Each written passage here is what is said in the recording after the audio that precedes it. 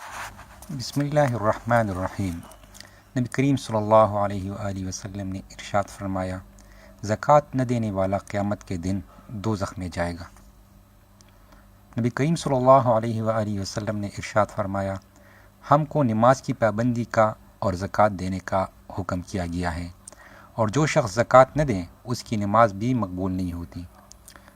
اور ایک روایت میں ارشاد ہے کہ جو شخص نماز کی پابندی کر لیں اور زکوٰۃ نہ دیں وہ پورا مسلمان نہیں کہ اس کا نیک عمل اس کو نفع دے۔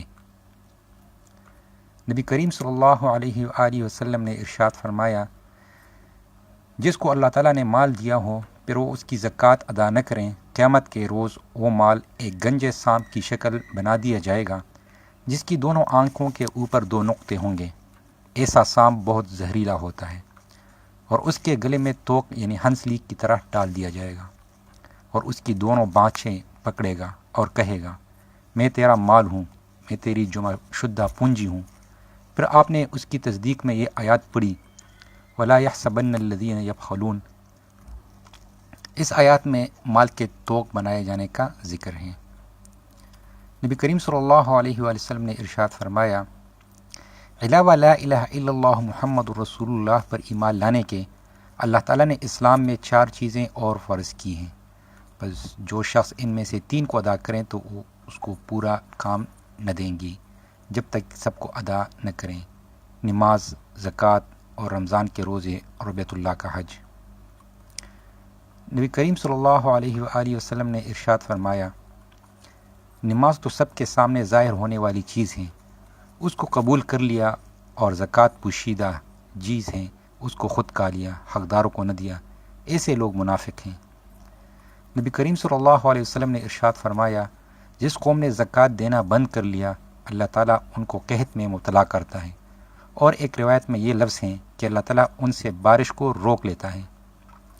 نبی کریم صلی اللہ علیہ وسلم نے ارشاد فرمایا، جس مال میں زکوٰۃ ملی ہوئی رہی وہ اس کو برباد کر دیتی ہے۔ ایک روایت میں فرمایا، جب کوئی مال خشکی میں یا دریا میں تلف ہوتا ہے زکوٰۃ نہ دینے سے ہوتا ہے۔ نبی کریم صلی اللہ علیہ وسلم نے ارشاد فرمایا، حضرت اسماء بنت یزید رضی اللہ تعالیٰ عنہ فرماتی ہیں کہ میں اور میری خالہ نبی صلی اللہ علیہ وسلم کی خدمت میں اس حالت میں حاضر ہوئی کہ ہم نے سونے کے کنگن پہنے ہوئے تھے۔ آپ نے ہم سے پوچھ لیا، کیا تم ان کی زکوٰۃ دیتی ہو؟ ہم نے عرض کیا، نہیں۔ آپ نے فرمایا، کیا تم کو اس سے ڈر نہیں لگتا کہ تم کو اللہ تعالیٰ آگ کی کنگن پہناوے؟ اس کی زکوٰۃ ادا کیا کرو۔ نبی کریم صلی اللہ علیہ وسلم نے ارشاد فرمایا، جو شخص اس طرح قربانی کرے کہ اس کا دل خوش ہو کر اور اپنی قربانی میں ثواب کی نیت رکھتا ہو، وہ قربانی اس شخص کے لیے دوزخ سے آڑ ہو جائے گی۔ نبی کریم صلی اللہ علیہ وسلم نے ارشاد فرمایا، قربانی کے دن آدمی کا کوئی عمل اللہ تعالیٰ کے نزدیک قربانی کرنے سے زیادہ پیارا نہیں، اور قربانی کا جانور قیامت کے دن ماں اپنے سینگوں اور اپنے بالوں اور کروں کے حاضر ہوگا، یعنی ان سب چیزوں کے بدلے ثواب ملے گا، اور قربانی کا خون زمین پر گرنے سے پہلے اللہ تعالیٰ کے یہاں ایک خاص درجہ میں پہنچ جاتا ہے۔ سو تم لوگ جی خوش کر کے قربانی کرو، زیادہ داموں کے خرچ ہو جانے پر جی برا مت کیا کرو۔